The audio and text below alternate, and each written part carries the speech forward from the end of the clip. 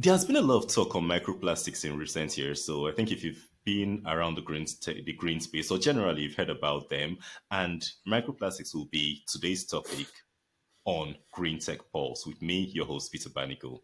To help us understand this challenge of microplastics and also find out solutions being developed around them, we are joined by Aidan Charron from earthday.org. So if you've not heard about Earth Day since 19 is a global organization founded back in 1970, and every year they mobilize almost a billion people to celebrate Earth Day. So Aidan at Earth Day is the director of the End Plastic Initiatives there, and he will be sharing his depth of knowledge, his research, and everything about that topic with us today. So welcome to the show, Aidan. Thank you so much for having me. I really appreciate it. Thank you. So can you help our listeners? I know we were talking about it just a few moments ago. Can you help our listeners understand what exactly microplastics are and why they've become a concern? Yeah, so microplastics are essentially what plastic technically breaks down to. So plastic doesn't ever truly disappear in the same way that we think that other materials do. So think wood. Wood breaks down into its base materials. It's going to break down into cellulose. It's going to break down into its base elements, base minerals, base whatever. Plastic, on the other hand, it being an artificial made by humans, compounds of polymers and monomers making up those polymers, doesn't ever truly break down into its base elements. Instead, it just breaks down into tinier and tinier pieces. So it becomes microplastics, and then from microplastics, it becomes nanoplastics, and then I'm sure there's even a term for a smaller little nano of a nanoparticle. And the issue with that is it makes it almost impossible to clean them up and almost impossible to manage them. The other issue is it makes it so they can spread to just about anywhere, and we've found that to be true. So they can float up into the air and spread throughout the world. They float in our water streams and makes every place on Earth basically penetrable to microplastic.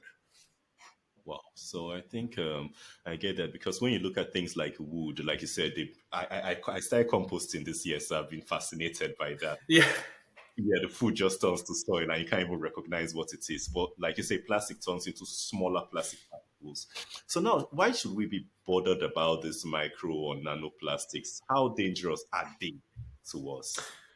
So yeah, I mean, plastic, when you look at it, was this wild invention we came up with originally bakelite, about 100 years ago, a little over 100 years ago, and then we really ramped up production following World War II, and then we had this material that could basically use for everything, and we're like, wow, this is great. But the issue is not necessarily the plastic itself. Like, while that is an issue because it doesn't break down fully, the bigger issue is the additive chemicals used within the plastic. So there are 16,000 different chemicals that can go into the production of plastic. That's not to say that, like, well, this pen is a bad example. This chapstick Mhm. is made up of plastic.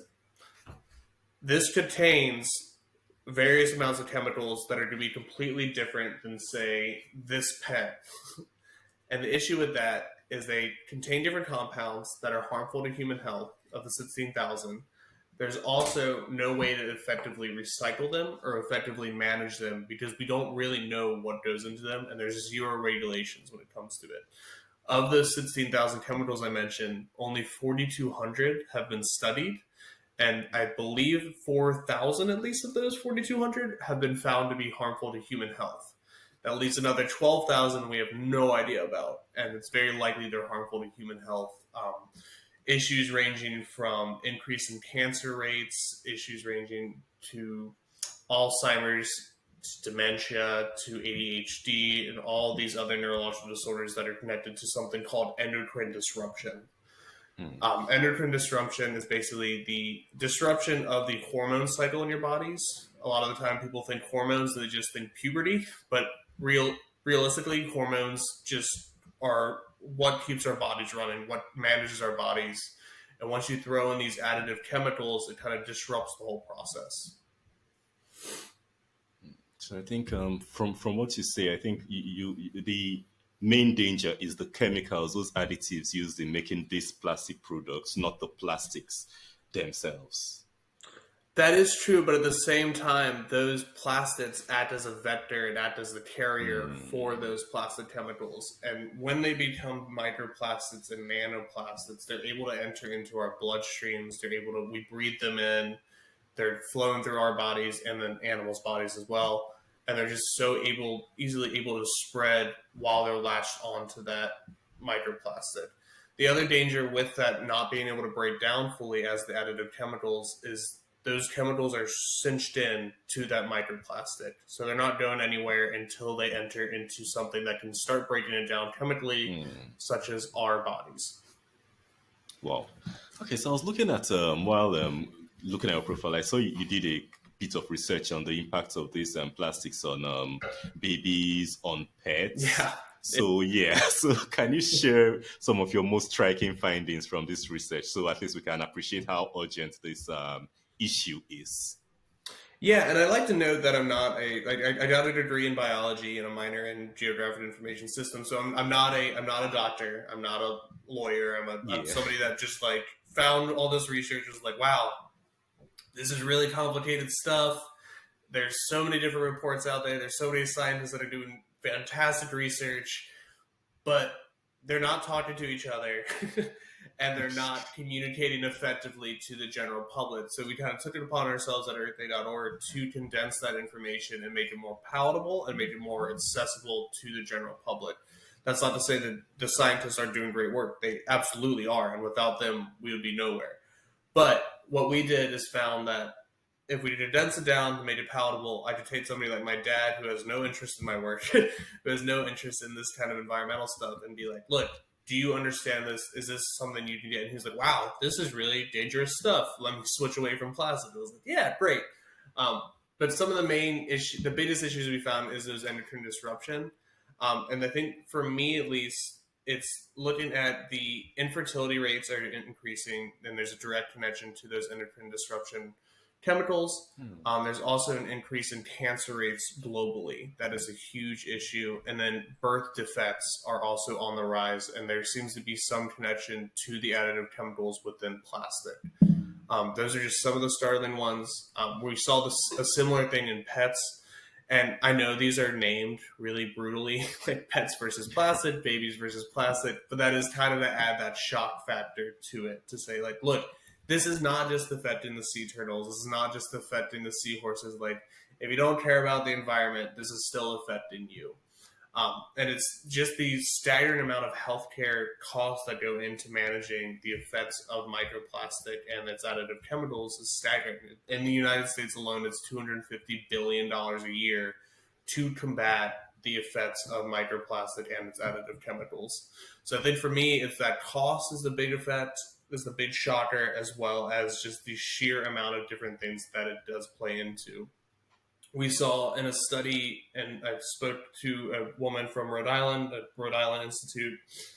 She went in to look into dementia and uh, dementia and Alzheimer's in rats.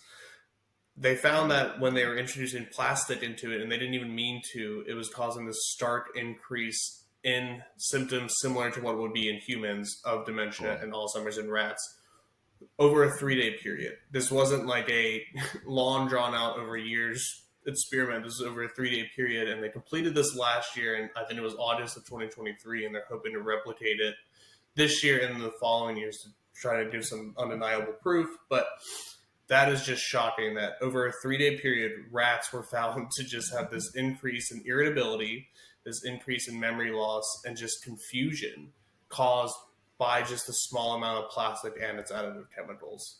So, kind of trying to pick the most shocking thing is difficult, but I think it comes down to the healthcare costs, the cancers, and then the dementia and Alzheimer's rates. Well, that's actually a whole lot, and I think plastics are everywhere because I know you showed a pen and a chapstick, giving the examples of the two different types Yeah, of plastics. Yeah, in front of me, I have them everywhere. I have my mic, my lights, my camera, my laptop, my glasses, my yeah. boards. Everything is plastic. So apart from these obvious things here that are plastic that we see every day, what are some surprising or not so obvious sources of microplastics that people might not be aware of? Yeah, I think the big one that it's starting to become more familiar to the general public is clothing. So a lot of Mm. clothing contains microplastic. When you hear those super cool space sounding terms like polyester, nylon, acrylic, we're like, wow, that sounds like this great material. It's just plastic. And another thing to think about is if it's just plastic, it's also just oil. It's literally the stuff used to power your vehicle. It's Yeah. petroleum.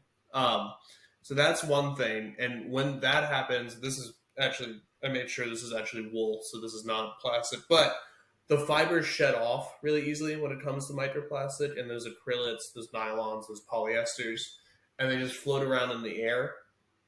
They also end up into the water stream via when you're washing them. So when you're washing your clothes, it tends to release a lot of fibers, microscopic fibers, that end up into the water streams directly from your washing machine or from wherever you're washing your clothing.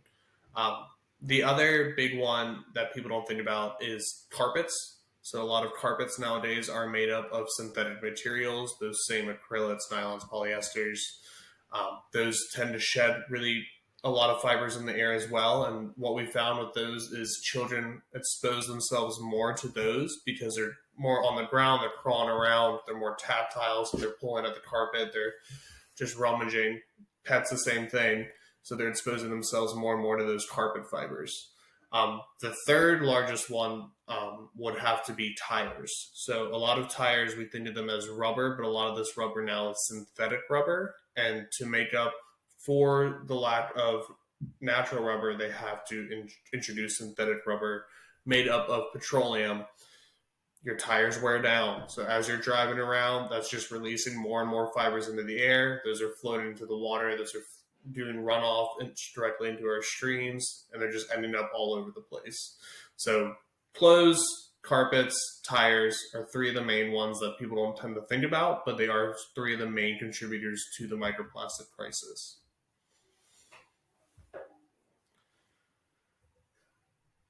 Oh,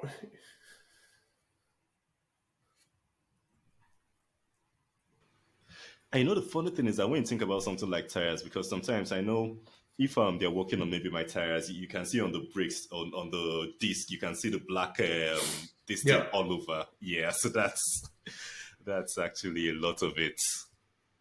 Yeah, it's not, and I like to reiterate, like it's not an individual's fault that we're in this crisis. Plastic at this point is unavoidable. Like we're trying to move away from it, but it's everywhere. Like you said, it's in our glasses. It's making up your microphone. My computer mouse is made up of plastic. Plastic is everywhere, and it's not the individual's fault. We've been told that plastic was harmless for 50 years, that there was no issues with it, and we're just finally coming to realize, like, hey, maybe there are some issues to this miracle material. Like, maybe we should cut down on the amount of chemicals that are going into it. Maybe we should make it more recyclable. Maybe we should focus on not single use plastic when it comes to these materials. Like, we need to have more reusability when it comes to plastic if we're going to continue to use plastic. And part of that's to be cutting down on the amount of chemicals and just moving away from the single use. Like, I don't need a banana wrapped in plastic when I go to the grocery store. I don't need a candy bar wrapped in plastic. It could be wrapped in wax paper. We have solutions. It might just not be to tech our way out of this, which I know you're a tech podcast, so I don't want to disparage tech. But maybe it's not teching our way out of it. Maybe it's thinking backwards a little bit. Like we used to have reuse all the time, at least in the United States. We had bottle schemes for you'd return your bottle, you get it washed out, it could be reused for soda. Nowadays, you just chuck your plastic bottle into the recycling bin, and we think, oh, good to go. Only 9% of plastic is being recycled, and it's not your plastic bottle. It's too dirty. It's got too many different components on it, so it's not easily recyclable. So it's just thinking about more reuse and just cutting down on those chemicals to really move away from plastic in the future. Okay, so now apart from this, maybe this single-use or reusable plastics you talked about, or maybe those common alternatives, because I know I was talking to someone earlier and he talked about using glass instead of plastic Yeah. containers. Yeah. Then, are there any ways that people can detect or detect and remove microplastics from maybe the environment, the air, the water? Is there any way? Yeah, so there are some techs coming out around filters. So there's filters that go into your laundry machine, and filters that go into your sinks to prevent plastic from entering the water. Um, it's a short-term solution because eventually you do have to clean those filters out and toss those Yeah. filters away. But it is better than going directly into the water stream at first. The other thing that I want to touch on is there is aluminum. Aluminum is great. It's easily recyclable. Cardboard's easily recyclable. We do have materials that are easily recyclable compared to plastic. Um, there are things called bioplastic, and I'm hesitant to talk up bioplastics because we don't know how good they are yet. Yeah. And I want to prevent, my goal in life now is to prevent bioplastics from becoming the new plastic. Like, it's great. We can make plastic and we don't have to pump it up from the ground. We don't have to start with petroleum. We can start with, the leftovers from agriculture. But if we're going to continue to use the same amount of chemicals or we're going to continue to use the same processes, what's the difference besides that attraction point?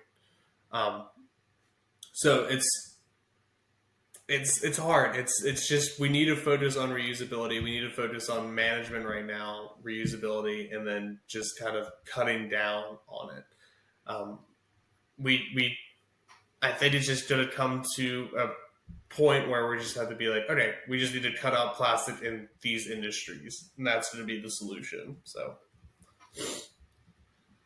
Okay, so I think apart from this detecting, like I talked about, um, there is another this thing where where we talked about alternatives to plastic. So, are there any maybe innovative materials? You talked about aluminum, which makes sense, and I talked about glass earlier. So, are there any other innovative materials or processes?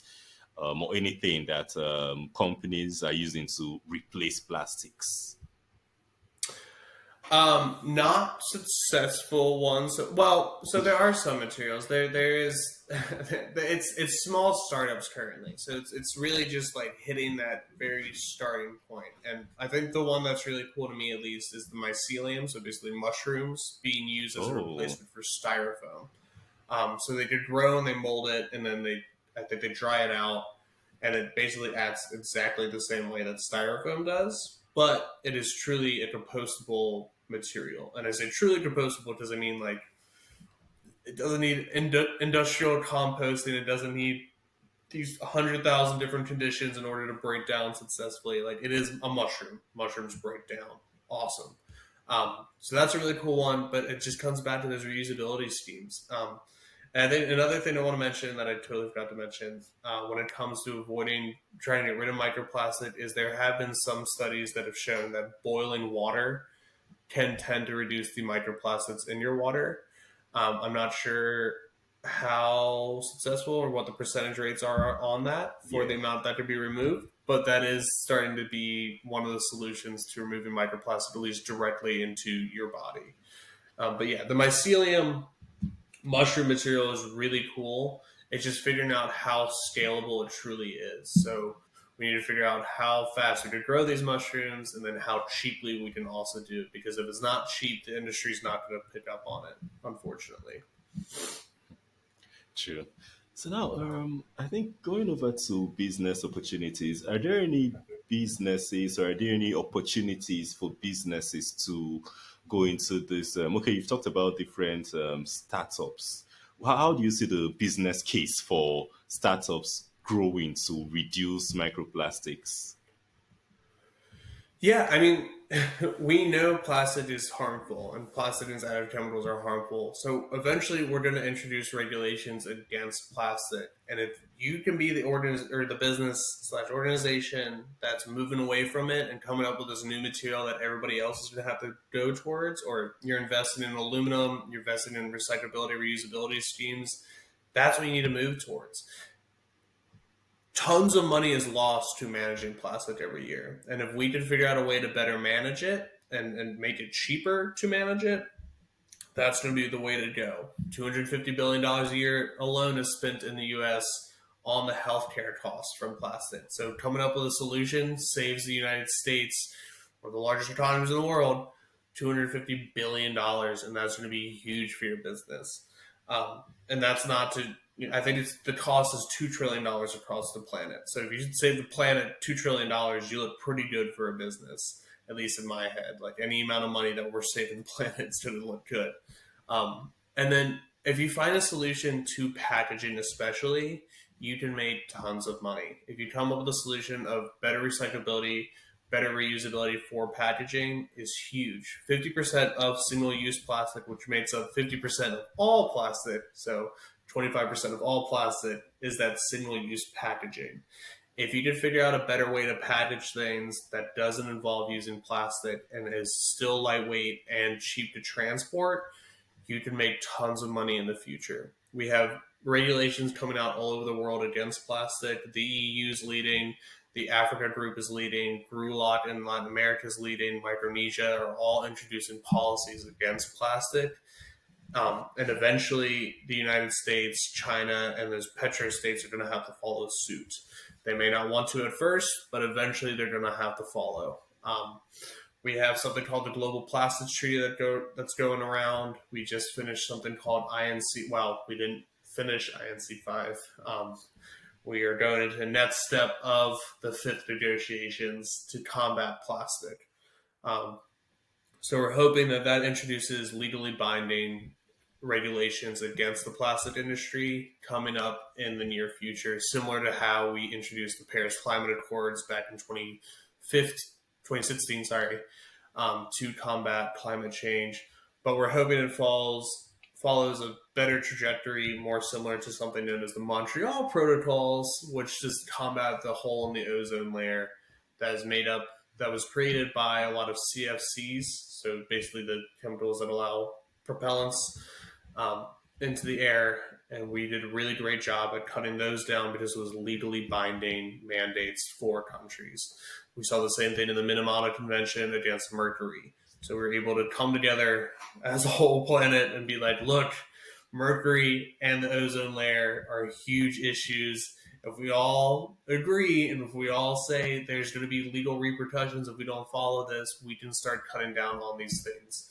And we did, and we're doing a great job. The hole in the ozone layer is shrinking. That's like, we looked at that. No one talks about it anymore. Like growing up, I always heard about how bad the hole in the ozone layer is. My dad still pokes fun at me. He's like, well, what about the hole in the ozone? I'm like, we figured it out. We started solving it. It's shrinking. We came together as a planet to be like, this is a huge issue. If we want to slow down the heating of the planet, we got to worry about this. And it's the same thing with plastic. Plastic is an all-encompassing issue. So it's just going to come down to, like, if you want to make money, figure out the solution to plastic. Like, that's where it is. Yeah, and I think when you talk about these interventions, I remember just before the pandemic, I know I was living in the UK then when they stopped supermarkets from giving out plastic bags, and end of the day, Yeah. people had to go to do different things. It took a while to adjust, but at the end of the day, you had people bringing their own bags to shop, different things, and end of the day, it's now almost normal to go to the Yeah. shop and not expect here to take bags out. Yeah, somebody from the petrochemical industry said people don't change and people don't adapt. It's like that's all we do. That's all people do is change and adapt. Like to say that is so disingenuous and so insulting to people because like if we see there's a problem, we can come up with a solution, whether it's thinking backwards or thinking forwards. Like there's always a problem we can solve. We've done it throughout all of time. Like you and I are talking from different sides of the planet currently because of us being able to figure things out. Like it's incredible. So like to say that we can't solve these problems is just insulting. Yeah, and I think that's why usually when I talk to people, I say human beings are the only creation that can live in any part of the world, the cold, the hot, the rainy, the Yeah, sunny, wherever, because we adapt to everything. yeah, yeah. Yeah, We are a stubborn species that figures things out really well. So we were able to get into anywhere. So yeah. So for people who have listened to this and they want to minimize their exposure to these microplastics, I know end of the day you say they're in tires and things that we can't control. yeah, But yeah, but how do you what can you do? What steps can you take to minimize your exposure at least? Yeah, so the first thing I recommend people do is go through your house and run what I call a plastic audit. So you go through and you mark down all the things that are plastic in your house. It can be daunting, and you may not think of some things. Like I'm probably looking around my room and I'm looking at a poster that I have hanging up, and I'm like, oh, that's probably a plastic frame on it. But you mark down what it is, and then you go through and you're like, okay, what things can I replace? Like, I have plastic cups in my cabinet. What if I replace them with a glass cup? That is a small solution you can make. You're going to reduce your exposure to plastic. Then you go move to your closet. You're like, okay, I have these clothes. Once they're worn down, I'm going to focus on going to maybe a secondhand shop or just buying natural fibers instead of buying those fancy synthetic fibers. The, the natural fibers tend to last longer, by the way, compared to those synthetic fibers. So it's just cutting down little by little. But the first thing you have to do is mark out what plastic you have in your household. If you don't know what you have, you're not going to be able to adjust. Like you just have to be aware of the problem, and it's not your fault. I want to reiterate that again and again. It is not your fault you have all this plastic, but just knowing what's there will help you recognize and help you start making small changes in your world. So when you're going to the grocery store, start bringing that reusable bag. When you're going for a reusable bottle, I'm guilty of this. I have metal ones and I have plastic ones that I refuse to throw away. So I have bottles all over my house, but I'm slowly starting to transition to just the metal ones. So just making those slow transitions over time is going to go a long ways. Um, Try to buy more locally for your groceries, which it can be difficult. If that's not something that's accessible to you, don't worry about it. There's other solutions you can find. There's other steps you can take. Um, Focus more on sustainability just generally in your life. So when you're buying, if there's a reuse shop or a refill shop, try to focus going there. So if you can refill your laundry detergent somewhere, do that. If you can step away from using plastic body wash or plastic soaps and things, do that. Switch to bar soap. We switched to bar soap. It's been great. It cleans the same. We've been using it for thousands of years to clean ourselves. So it's just making those little tiny transitions throughout your day to day. If you have pets, get rid of those plastic toys that you have. You may think that they're really cute, they're really fluffy. My dogs love the plastic toys that we had, and I've begrudgingly been taking them away and throwing them away over time to protect their health and my health. So it's just those tiny little things you can do. So any plastic dish you have in your house, try to replace it with ceramic, pottery, glass. Dog toys, cat toys. Sorry, I keep saying dog toys because I have dogs of my own. Replace it with natural things, or replace it with I take up old T-shirts that I know are made up of natural fibers, and I turn those into toys. My dogs, your dog might be different, but my dogs don't care. They're like, oh, cool, a rope. I'm like, awesome, great. They haven't been chewing on my other clothes, knock on wood, but that hasn't been an issue yet. But that's small things you can do. So it's just tiny little transitions over time are going to compound, and you're going to live a more sustainable and plastic less life. Plastic free is really, really difficult, and it's nearly impossible for everybody. There's very few people in the world currently that can live a truly plastic free life. If you're living, in the Western world, especially because it's just thrown at us at every step. Grocery shopping is the most daunting thing. When you go to the grocery store, bring those reusable bags. Go directly to the butcher and ask for the meat you're buying and just say, hey, I don't want it wrapped in plastic. Here's a reusable container, or just wrap it in true butcher paper instead of giving me in a plastic wrap bag. Most would be more than accommodating to do that. I ran into it like one time. I had the butcher say, no, I can't do that. I was like, why? And he was like, I don't know. And then just gave it to me anyway. So it's a little uncomfortable, but you can ask for it and they will agree. So just tiny little transitions over a long period of time is going to greatly reduce the plastic you're using in your life. Okay, so now, well, if we are replacing these plastics we're using with more sustainable or natural things, the mentioned at the beginning that these plastics do not break down, cannot break down like the natural things. So, are there any ways to dispose of these plastics that we are replacing safely? That is what we're all working on. Currently, no. There are different solutions. You hear terms such as like advanced recycling. That's truly just it's incineration, and it's not great. And we're trying to find out these solutions, but we need financial mechanisms and financial backing to figure them out. That's part of the Global Plastics Treaty is figuring out like, look, we and the financial mechanism stuff is like right over my head. I'm not an accountant. I'm terrible with money. Like I leave that to the true accountants and lawyers. I Yeah. try to talk to them about it, but it truly goes over my head. But we need bad aid to figure out the solutions. We need more investment into the research on disposing of the current stuff we have now, or figuring out ways we can reuse what we have now. We don't need to make any more plastic.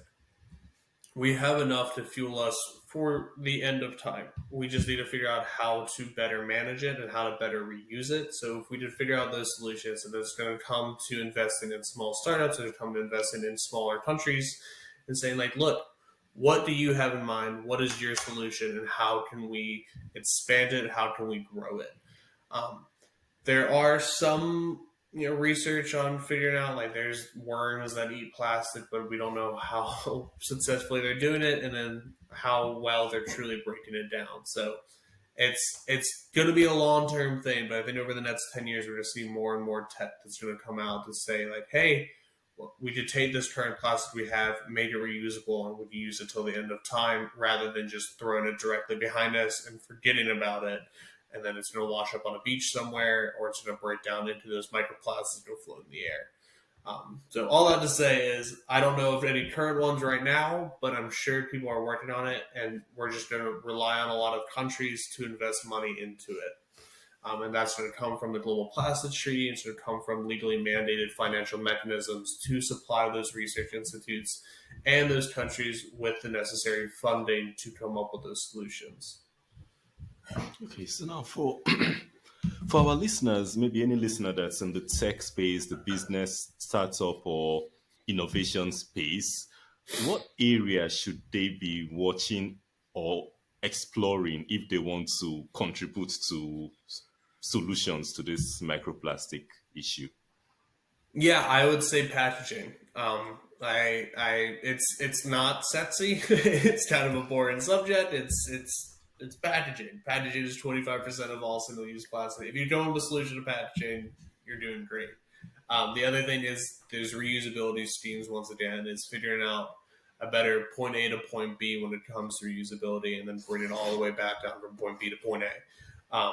To figure out a better reusability schemes, whether it's plastic, figuring out an effective way to keep those chemicals within the plastic and keep plastic from breaking down into microplastic. Um, it's we just need focus on the packaging and reusability schemes. Those are going to be the things that are going to come around. Um, a certain large beverage company announced they're no longer focused on reusability. Become the company that's going to focus on reusability. Become the company that's going to combat that beverage company. So people look at you and like, oh, well, maybe I don't want to drink this certain. I try not to name any brand names. This certain very popular soda because it's using and they're refusing to do reusability. But this new company that has a great tasting soda does have reusability, so maybe I'm going to focus more on them. Or glass, aluminum, all of those things are also going to be on the up and up. And then figuring out different linings for aluminum. Unfortunately, aluminum cans, while aluminum is more recyclable, when you have beverage cans, it is wrapped in a thin layer of plastic. Figure out a solution to that. Figure out what natural material or what material that doesn't break down, it's not harmful to humans and the environment, to line those cans. Because if you didn't figure out how to line the cans, that's all of our food essentially that's stored over long periods of time. So any canned material is going to have that little line in a plastic. If you can come up with a solution and come up with the alternative to that, you make tons of money. I'm not smart enough to come up with it, but I know some of your listeners are, and I know somebody on the planet is thinking about it, and somebody just needs to needs to just sell it, sell it, sell it. All right. So for the listeners that are interested in contributing to the solution, you've heard packaging, you've heard the aluminum, the lining in the aluminum cans. Those are things you should look into. There's a huge market for replacing those. So now for listeners who have listened so far, learned so much, but they want to continue this discussion because I know we can talk about those plastics, microplastics for hours, for days, and we won't exhaust it. So for those who want to continue this conversation, to connect with you, or learn more from you, what's the best way they can reach you? Yeah, go directly to our website, earthday.org. All of our materials around, babies versus plastic, pets versus plastic are up there. So each year we pick a theme. For 2024, it was planet versus plastics. And it was my whole lifeblood was nothing but plastic, plastic, plastic, plastic, plastic. I've kind of passed it on to another coworker of mine who's handling our plastic program, and I'm transitioning into the renewable field to kind of sell renewables, renewables, renewables, renewables with our new theme for 2025. Sorry, I'm a little ill today. Sorry. Oh my gosh. Oh, give me 1 second. Sorry. That's okay. Sorry, with our new theme, Our Power, Our Planet, that's focused solely on renewable, not just solely on renewable energy, but renewable energy and then individual actions that kind of come together to bring about change. So kind of honing in on our 55th year anniversary and just recognizing like if individuals can make change, while it may seem small to you, over time and compounding that, it's going to be huge. It's what led to these huge amount of environmental regulations back in the 1970s. It leads to people coming out every day and thinking about the planet. My first introduction to the environmental field was Earth Day, and I kind of was glad to become part of the team later down the road. I've learned about Earth Day when I was like 5, and then 20 or 18 years later or so, I was able to join the team and start introducing it to more and more people all over the globe. So just go directly to our website, earthday.org. Look around. There's going to be something for you. There's going to be something. And then you can reach out to me directly on LinkedIn or via email. My email's on the website, sharon@earthday.org. So if you have any questions about plastic, if I can't answer them, I'll find an expert to answer them for you. Whether that's a lawyer, a scientist that is much brighter than I am, I will introduce you to them or get some answers from them to you. Amazing. So earthday.org, Sharon at earthday.org, if you want to continue this conversation. So those will be in the show notes, those will be on the screen. Thank you so much for coming on Greentech Pulse today. Thank you so much for having me. I really appreciate it. Thank you. And for anyone listening, I hope you got to grab those business ideas. If you didn't, rewind and listen. I hope you learned a lot about microplastics like me. I think I was really interested in the part about the mushroom plastic. So if you didn't grab that too, rewind and listen. And if you grabbed everything, then go to another episode till we are back with a new episode next week. Till then, bye for now.